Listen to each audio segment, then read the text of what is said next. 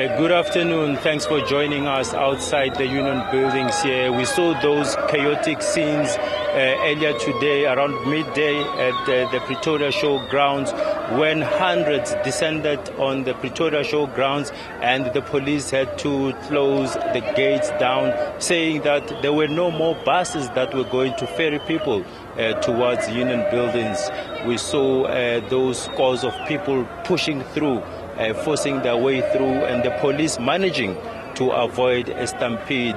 At least 2 people were slightly trampled, but they are fairly okay. And I also saw a 7-year-old kid who lost his mother during that pandemonium that broke out. But the situation was brought under control by the police. And the latest information that we have is that the viewing of the body of the former president has been extended until 6 o'clock this evening.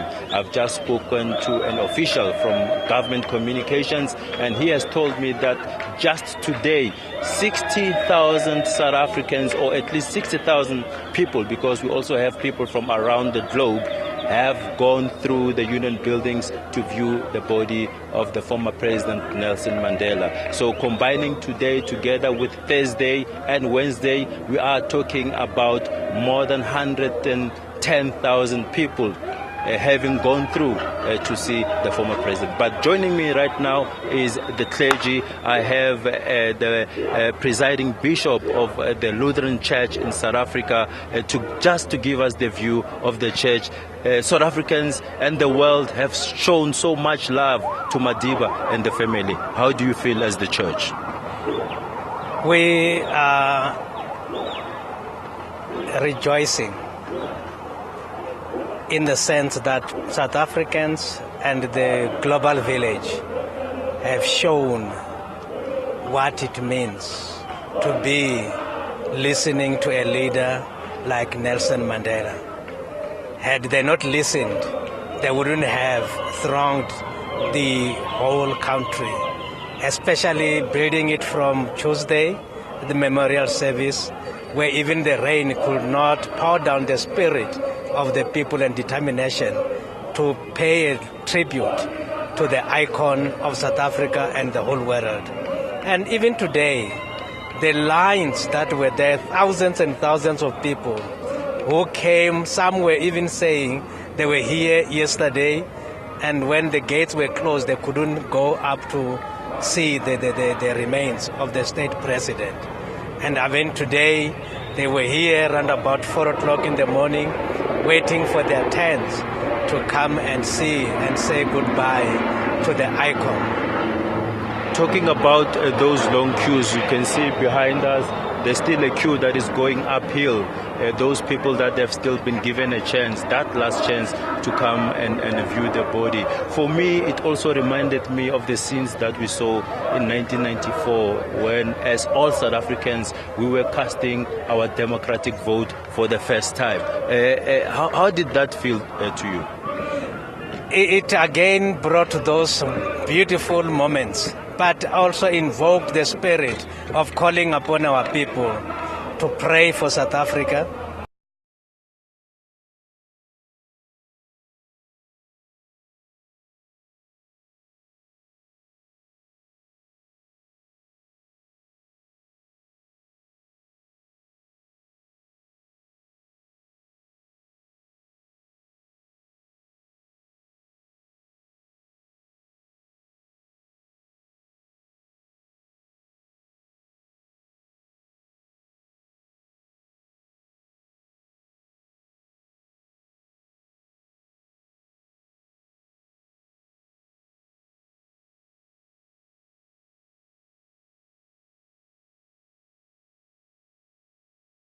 Continuous prayers for Madiba's peaceful rest, as well as the family and the whole community at large locally.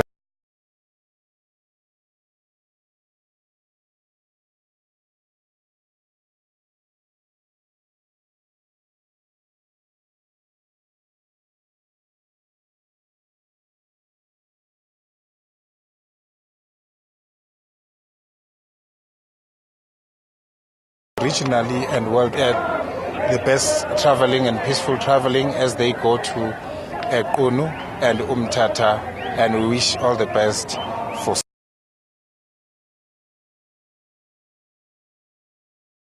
Sunday. Thank you. Of people singing there, Oliver Tambo, Talk to Water, the most popular, one of the most popular struggle songs out there, people carrying placards. But we are seeing some of the people that are still standing here. I suppose we just want to check their views after having viewed the body of the former president. Have you been inside? Yes. And if so, how did it feel to be in there? Look, it was quite emotional, but also what can we say? We appreciate whatever the former president has done for us and the legacy he left behind.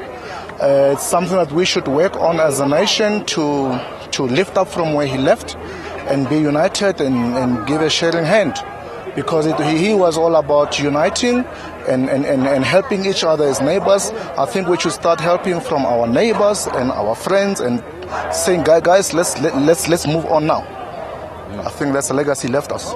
Okay, speaking about the legacy of the late former president Nelson Mandela, we will be bringing you the latest information as and when it happens from around the Union buildings, as well as at the Pretoria showgrounds, as well as when the motorcade departs the Union buildings. We know that the focus now is shifting from the Union buildings to Qunu in the Eastern Cape.